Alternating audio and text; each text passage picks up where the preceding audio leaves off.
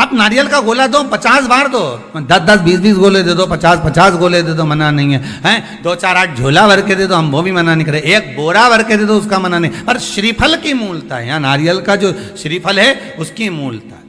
और कितनी सुंदर बात है, नारियल जो बहन भाई को देती है श्रीफल, हाथ भरा हुआ रखती है, भाई को बहन जब श्रीफल देती है तो भाई वही श्रीफल अपनी बहन को कुछ दक्षिणा अर्थात कुछ रुपया रखकर, कुछ भेंट रखकर, कुछ स्वरूप रखकर, जब बहन इतनी दूर से आई वही श्रीफल भाई फिर बहन को दे देता है, ये ले तू दे जा, तू रख ले। पर बहन उस श्रीफल को लेकर नहीं जाती है, बहन क्या कहती है, नहीं नहीं तुझे रखना पड़ेगा, तू रख। तो दो चीज में से जब श्रीफल भाई भेंट रख कर देता है अपनी बहन को, तो बहन श्रीफल वहीं भाई के घर छोड़ देती है, भेंट का कुछ भाग लेकर चल देती है। ये बहन का प्रभाव। रक्षा सूत्र को लोगों ने बिगाड़ दिया आज के जमाने में, तो रक्षाबंधन का भी महत्व लोग नहीं जानते कि कैसे रक्षा सूत्र बनना चाहिए, कैसे रक्षाबंधन होना चाहिए, उसका भी विशेष महत्व होता है भाई, उसकी भी मूलता होती है। और एक बात कहूंगा आज रक्षाबंधन पर, आपको अच्छी लगे तो आप स्वीकार करना, ना लगे तो आप छोड़ देना। वैसे भी सीहोर वाला महाराज ताड़ी तेड़ी बोले ही बोले है, उसमें क्या दिक्कत, तो बोलने में तो कोई पीछे हटूंगा नहीं। एक निवेदन आप सबसे करूंगा, आपको अच्छा लगे अपने जीवन में उतारिएगा, ना लगे कोई बात नहीं, छोड़ दीजिएगा, पर उतारना जरूर।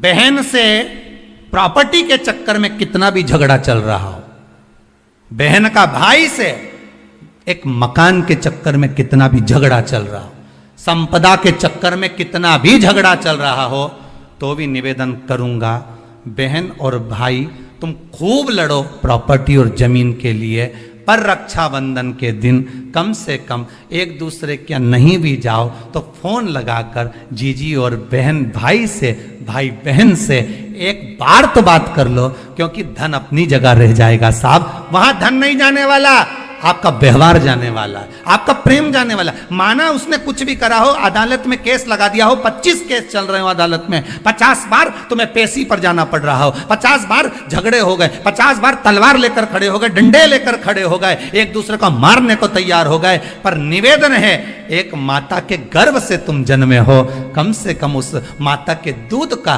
फर्ज अदा करो। और एक बार कितना भी झगड़ा हुआ हो, इस आस्था चैनल के माध्यम से आज रक्षाबंधन के दिन भले राखी बंधवाओ मत बंधवाओ, पर एक फोन लगाकर तो पूछ लो, जीजी कैसी है, कब आएगी बता, या बहन भाई को कह दे रे कैसा है, भूल गया क्या मुझे, भाई भी कह दे, लड़ाई की बात मत करना, आज के दिन बस प्रेम की बात करना कि कम से कम बहन का फोन तो आया।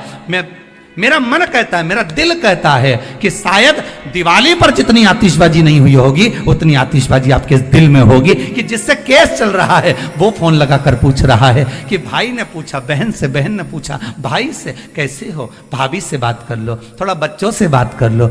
माना अदालत में देखा जाएगा, लड़ाई झगड़े सब होंगे, सब कुछ होगा, कौरव और पांडवों की कथा तो देखो रे कितनी सुंदर है,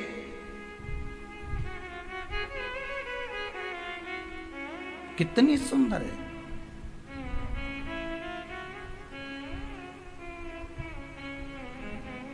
पांडवों की बहन सुभद्रा राखी बांधने कौरवों को जाती है, कौरवों की बहन राखी बांधने के लिए पांडवों को जाती है। जरा विचार करिए,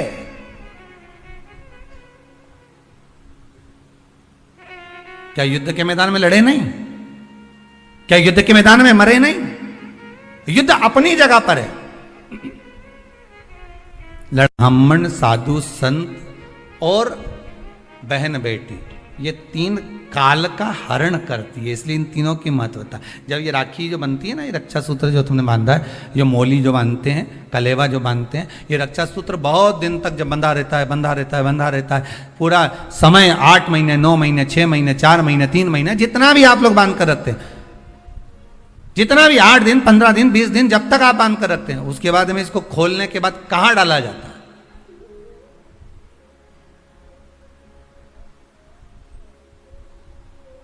कहां दिया जाता है इसको?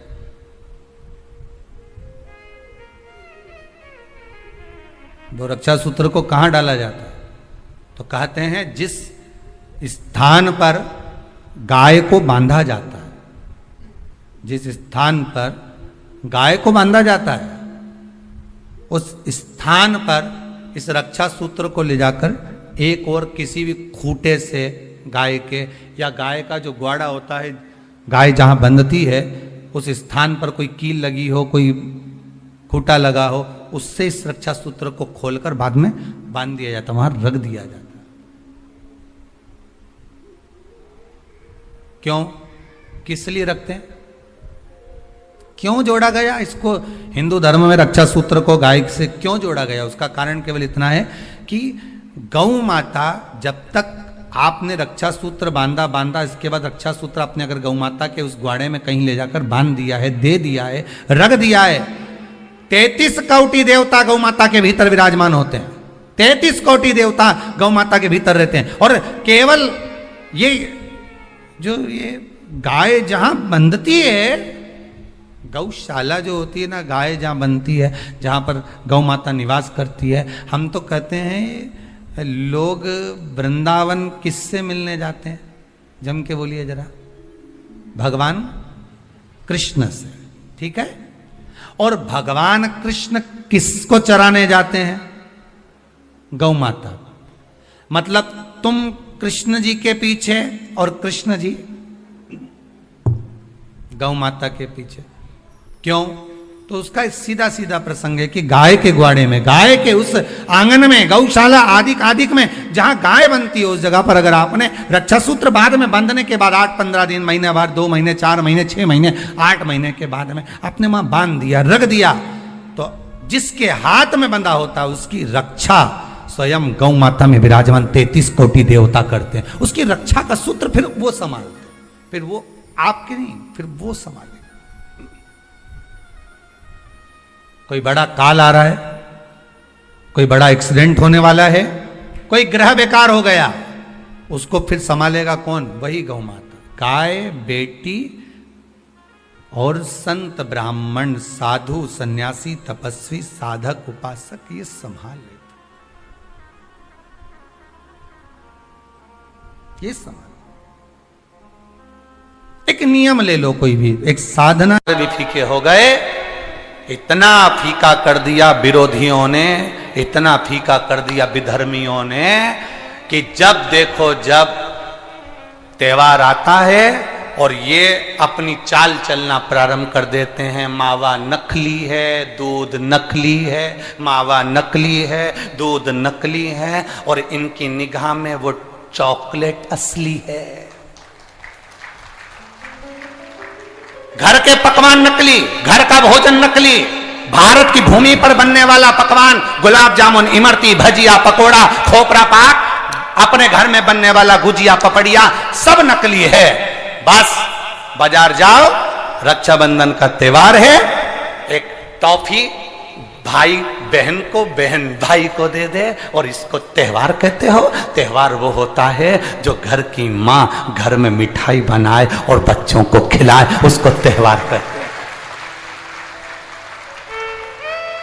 फीका कर दिया त्योहारों को। जो भी त्योहार आते हैं या तो 2 हो जाएंगे, 3 हो जाएंगे, या फिर इतने छोटे हो जाएंगे कि उसमें आप विचार करते रहोगे कि मैं कल मनाऊं कि परसों मनाऊं। बस इसी विचार में पड़ते रहेंगे, और हमारा सनातन धर्म का जो हमारा एक आनंद है, हमारे जीवन का जो सुख है, त्योहार का जो उत्साह है, त्योहार का, जन्माष्टमी आती थी पहले, लोग ऐसी जन्माष्टमी मनाते थे। रामनवमी आती थी पहले, रामनवमी मनाते थे। रक्षाबंधन आता था पहले, रक्षाबंधन खुशियों से मनाते थे। जब होली आती थी, होली खुशियों से मनाते थे। दिवाली आती थी, दिवाली खुशियों से मनाते थे। संक्रांति आती थी, संक्रांति खुशियों से मनाते थे। जितने त्योहार आते थे, एक आता था और उसमें उत्साह, उमंगता, आनंदता होती थी। आज के जमाने में इतना इतना बांट दिया इतना इतना बांट दिया कि त्योहार को भी 2-4 कर दिए, तो लोग विचार में पड़े रहते हैं, अब करें तो करें क्या, अब विचार करें तो करें क्या। टॉफियों को इतना जरूरी बता दिया कि घर में मेरी माताओं के हाथ की बनी हुई गुलाब जामुन, खोपरा पाक, गुजिया और पपड़िया कोने में पड़ा रहता है, और वो टॉफी एक मूल हो जाती है, एक चॉकलेट मूल हो जाती है। और हम समझ नहीं पा रहे विधर्मियों को, हम सोच नहीं पा रहे कि हमारे सनातन धर्म पर कुठार प्रहार है ये, हमारे सनातन धर्म को नष्ट करने का प्रहार है ये। त्योहारों पर कौन सा एक किसी ने बता दिया, कौन से शास्त्र, कौन से वेद और कौन से पुराण में लिखा है कि त्योहार पर बहन भाई को तिलक लगाए तो टॉफी खिलाए, चॉकलेट दे। यह हमारा सभ्यता, हमारी संस्कृति और हमारा संस्कार नहीं है।